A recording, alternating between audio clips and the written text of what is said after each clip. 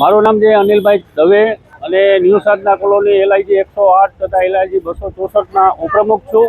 આજ રોજ તમામ ફ્લેટ ધારકો શ્રી સાંસદ બેન શ્રી પૂનમબેનના ઘરે જઈ અને રોડ પર બેસી અને દેખાવ કરવા માટે કે અમને રજૂઆત કરવાની હતી કે ભાઈ અમે છેલ્લા 1.5 વર્ષ થયા ઘર બાર વગરના છીએ, રોડ ઉપર છીએ, અમારો કોઈ આશરો નથી। અમારા તમામ મકાનો છીનવી લેવામાં આવ્યા છે, ડિમોલેશન કરી નાખવામાં આવ્યા છે, પાડી નાખવામાં આવ્યા છે। 1.5 વર્ષથી આ કોર્પોરેટરથી મુખ્યમંત્રી સુધીની બધાની રજૂઆત કરેલી છે, છતાં આજ દિવસ સુધી કોઈએ કંઈ પણ સાંભળતા નથી અને કોઈ પણ પ્રતિનિધિ, સરકારના પ્રતિનિધિ અમને કોઈ પણ જાતના જવાબ આપતા નથી। એના માટે આજે યોગ્ય રજૂઆત કરવા માટે અમે આવેલા હતા।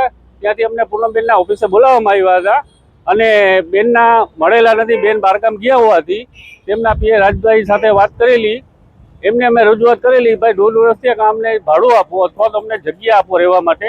અમે અત્યારે રોડ ઉપર જઈએ, ભાડા ભરી શકીએ એવી પરિસ્થિતિ નથી, તદ્દન ગરીબ માણસો છે, તો એની રજૂઆત કરી છે અને એ લોકોએ અમને કીધું કે તમને ટૂંક સમયમાં જવાબ મળશે।